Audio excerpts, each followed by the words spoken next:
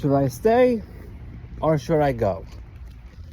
Now that is a lot of question that a lot of Western men here who are in relationships with Western women, they're actively grappling with. And for a variety of reasons. Rather be options or lies that the feminist movement has taught them at a very young age, etc., etc. The list goes on and on. Anyways, I thought the best way to tackle this subject would be to talk about my experience with making that exact same choice. Now, before I became a passport bro, before I started dating women from overseas, which is how I met Carlene, there was a time when I used to be engaged to a woman here in the West. And that's the key word, used to be engaged. I was not married. And quite frankly, I never was married, but I am looking forward to finishing this fiancé visa with Carlene. I am. Anyways, what happened was I was with this woman here in the West. It was a little bit long distance. It was.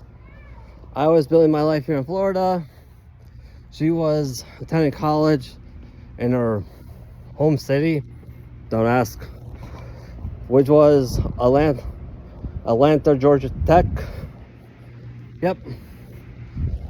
And after graduation, I did propose because that was our plan. However, we had to end it. Well, I ended it. Because after 6 months of being engaged, literally 6 months. Yep.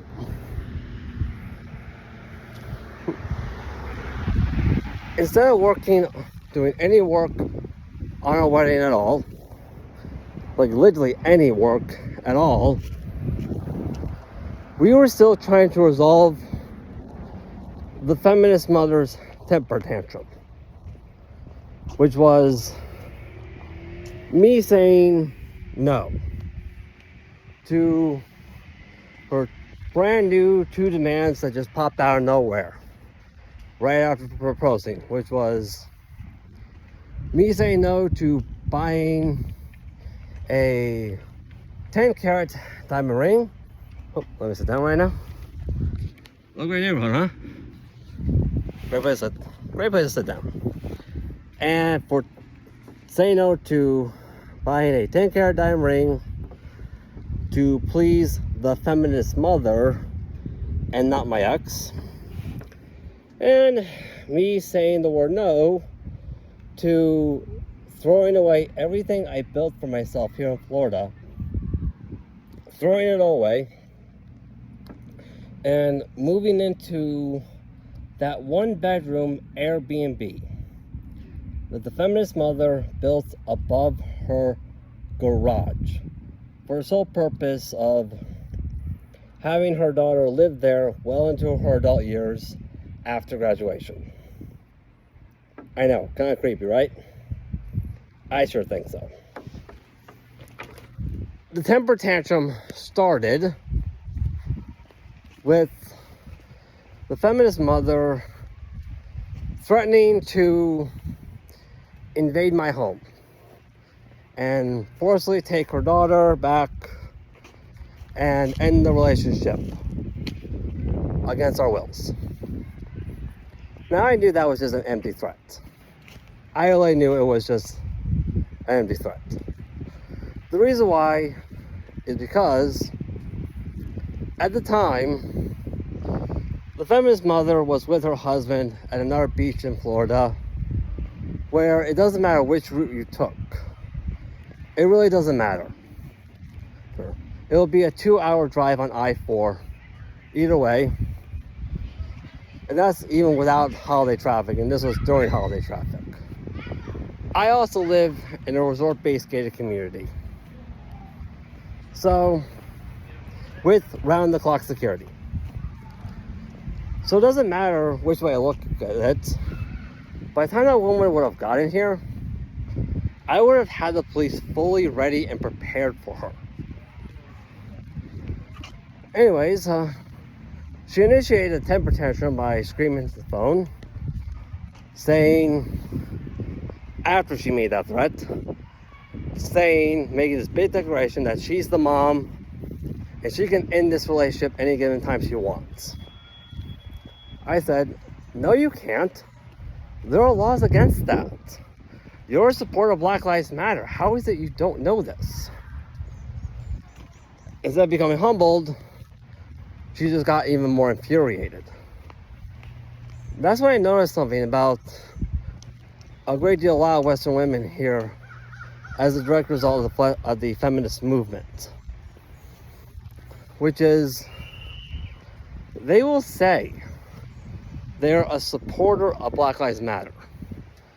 They will say they are diehard Christians. They will say they are devoted supporters and promoters of gender equality, diversity, inclusiveness, you name it. But the moment any of these things start to prove to be an inconvenience for them, the very moment, that's when they'll just throw it away and embrace the polar opposite of what any of those things stand for, without any hesitation at all whatsoever. And the reason why is because they only say that they're supporters of all that stuff as a means of getting what they want. And that's all it is. Beautiful day out here. Very beautiful day. Great day for a walk. Anyways, it soon escalated to where her sister, my ex's sister, was dragged into it. When I last spoke to them, which was a while, she was in a lesbian marriage, and she was a student a female college basketball coach at the University of Central Florida. I told her that, hey, I'm thinking about calling the cops on your mom for that threat. She lashed out at me and told me, Matthew, this could be easily perceived as a rescue by her mom. I'm like, no, it can't, because your mom cannot take the law into her own hands. You are a professional female basketball coach of the University of Central Florida. How is it you don't already know this? Things just continue to escalate from there. It eventually got to the point where my ex's grandmother, who was dealing with her husband suffering from a terminal illness, started begging my ex to convince me to buy the feminist mother a diamond something, just a diamond anything, in order to neutralize the temper tantrum. I'll be honest with you, these two moments made me realize something. It really did. For a lot of women here in the West, as a direct result of the feminist movement, they may say they're strong and independent women who don't need no man. They'll say that a lot. But when it comes to holding their fellow women accountable, that's when they throw that away. Just throw it away, just like I said before, without any hesitation. None. They literally just throw it away. Even when they know what their fellow women is doing to this man is wrong, it's illegal, they'll just look the other way. I'll be honest with you, I have rarely ever seen a woman here in the West hold their fellow women accountable. I have rarely ever seen it. And their excuse is always, I don't feel comfortable holding my fellow women accountable. What would you feel comfortable with then? Anyways, after 6 months of dealing with that, long distance based, by the way. I eventually told my ex-fiance, keyword ex, hey, I did everything I could to make this work. I literally did everything I could. The only way how this relationship has even a snowball's chance of survival at this point is for you to fully commit to your end of the marriage contract. Tell your feminist mother, hey, mom, by law, me and Matthew are going to be creating our own family that is separate from the family we were born into. You cannot be a part of it, especially since you're literally an already married woman. Now, instead of doing that, she came to me and told me, Matthew, my mom came up with this idea. We won't be engaged anymore. We will still be friends and we'll still do couple things as friends. We all know what she means by that. And we can start the engagement at another time. I said no. No, I just ended the relationship right there. I ended the whole thing.